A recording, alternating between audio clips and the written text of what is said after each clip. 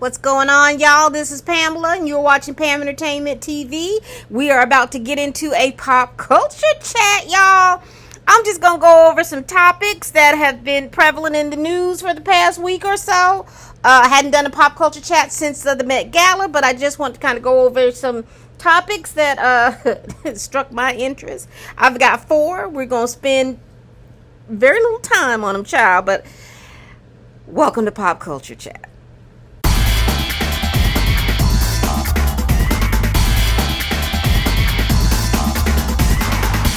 All right, people. Here we go.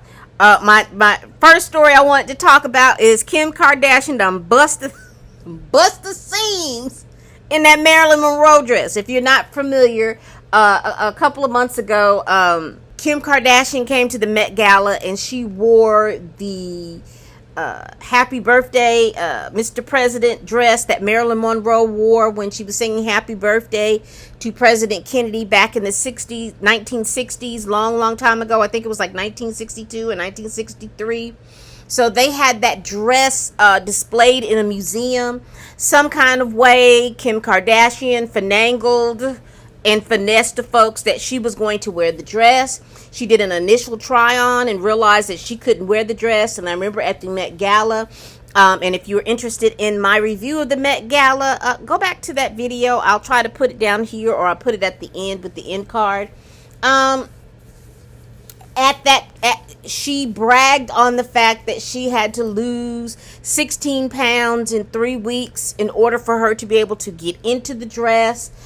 When she wore the dress, it was a little ill-fitting. She looked like the dress was loose a little loose on her, because she had lost that 16 pounds. If you go to my review, I just didn't feel like the dress, I guess because it was a gold colored dress, she thought it was the gilded look. It reminded me of old Hollywood glam. If she had worn that dress to the last year's theme, it would have been popping, but she didn't. But come to find out, and I got this news story off the Neighborhood Talk. Apparently, she done busted seams and busted out a couple of those crystals, rhinestone crystals and whatnot of the dress.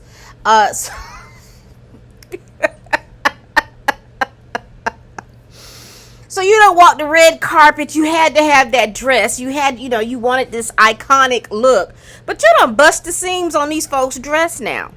What are they gonna do? Because there's a picture, and I'll try to put it up somewhere around here, that shows like the dress before she put it on and the dress after the Met Gala. So I guess the zipper in the back of the dress, it has all these puckers, and some of the rhinestones have popped off for some reason. Well, that's because and plus it's an older dress, and I know that they've probably kept it in a temperature controlled room. And with any types of fabric, when it gets older, it gets fragile. So she done bust these folks' dress up, child. A mess. What do we learn from that? Some things need to stay in the museum. I mean, you could have asked the designer, because I think the designer who designed that dress is still living. You could have asked the designer to recreate that dress. I'm quite sure that they have the fabric and all that other stuff today. She could have done a complete recreation of that dress, but she had to wear that particular dress. And it's my understanding she had on another dress that was iconic at the Met Gala, but we didn't get to see that particular dress because they had gone into the function. I want to send out a good shout out to Miss Jennifer Hudson, new EGOT. Honey, she has an Emmy, she has a Grammy, she has an Oscar, and she has a Tony. And the only other black woman I know that has done that is Whoopi Goldberg, child. Whoopi Goldberg. I know Cynthia Erivo I think she needs, I know she has a Tony. And I think she has an Emmy. I'm not sure she has a Grammy. And I'm not sure that Cynthia has an Oscar. I'm not really sure. But I know that she's close. She's close. She's 1 or 2 away from being an EGOT winner. But anyway, congratulations to Jennifer Hudson. She is out here doing it. She's getting her flowers now. I know she has some NAACP awards.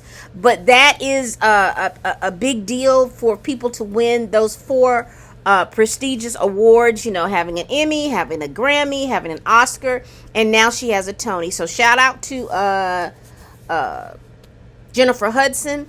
I know that, what's his name? John Legend. I know John Legend is also an EGOT winner. But again, shout out to Jennifer Hudson for that. Wonderful, wonderful, wonderful. My third story really quick is Idris Elba is back in talks for being 007. I pulled this out information from the Jasmine brand as well. Apparently, you remember, maybe like earlier last year or late the year before last, Idris had talked about, you know, he wasn't going to have his name put in to be 007 because people were having fits. I know the people across the pond were having fits about him being 007, strictly because he was black. But however, in this last 007 movie, there was a black woman that was 007. What's the man's name that played him? Daniel Craig. You know, he wasn't 007 anymore, so there was a black woman that was playing 007. So I guess with the black woman being 007, there is no reason why Idris Elba couldn't be 007. You know? So we'll see. But shout out to him for being in talks. I think he would do well. I think that's a good genre for him. He gives me more, I would love to see him more in a lot of action movies and stuff like that. Because he's around that age where he could do a good couple of action movies, do a couple of good, I'd like to see him in Shakespeare for some reason. A good old Shakespeare play. I'd love to see him in something like that. But shout out to him for that. Now, this last story, and this is going to be literally the last story because I don't want this to be too long. It's old. It's a week old. But we found out last weekend that Michael B. Jordan and Lori Harvey are Splitsville. They have decided to uncouple. And for me, that wasn't as a bombshell of news. I guess for me, what was shocking about that was the fact that when you went on Twitter and when you were on Instagram and all these little different places, hell, they was even having think pieces on Clubhouse, and I didn't even know people were still on Clubhouse like that. But there were a lot of people well, anyway, it's like different camps. You know, you had the guys over here pissed off at Lori Harvey, or basically saying that black women don't know what they want. You know, they got a good man with Michael B. Jordan. Why would she turn this man down? You have people over here. Well, let me stop. So there's three camps. You either believe that this was an honest and true relationship, that just their goals became misaligned, and so they uncoupled. You have another camp that believes this was a complete and utter PR stunt. And then you have the third camp that believes it was just an amalgamation of the first two.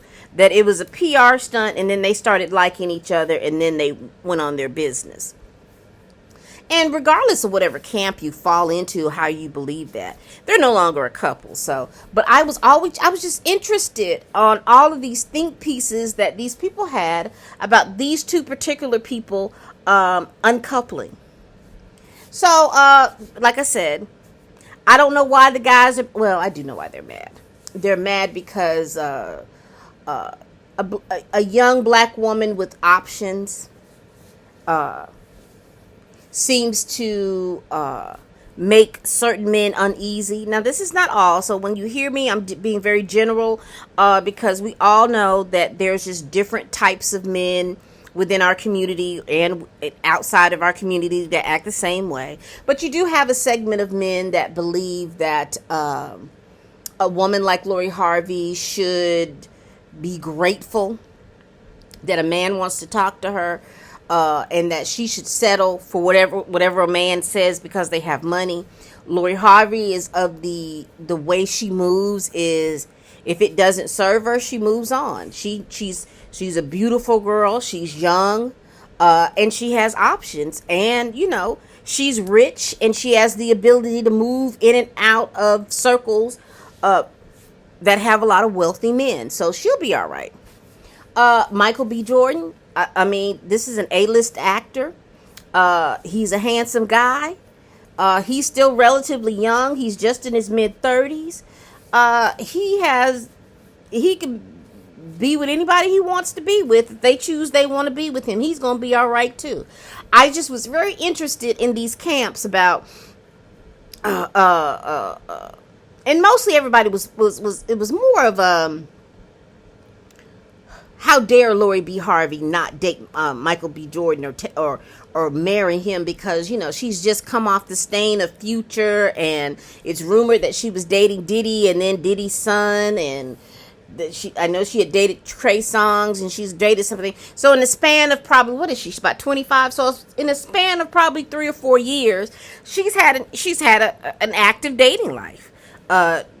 Some people think young women her age is supposed to be settling down and getting married. If that's what she wants to do, she's well within her right to do it. She's at the age to do that. But if she's choosing not to do that, that's also fine too. But usually most women here in the United States, they don't really get married. The average age is 27 to 30. That's the average age that women get married. So she's still within that whole thing. So if she decides to get married in a couple of years, that's going to be fine. That's really all I have to say about that. They've uncoupled, so good luck to them. Do you all have any topics y'all want me to talk about in this pop culture chat? I'm trying to work it out to do something weekly, so I can continue to get get some engagement and to get some information out to you all. Let me know. Hey, that's all I got. I got my little top 5. Again, shout out to the Jasmine brand, People Magazine, and the Neighborhood Talk. Those blog sites that I got that information from. Y'all have a wonderful, wonderful rest of your day. And as always, people, bye-bye.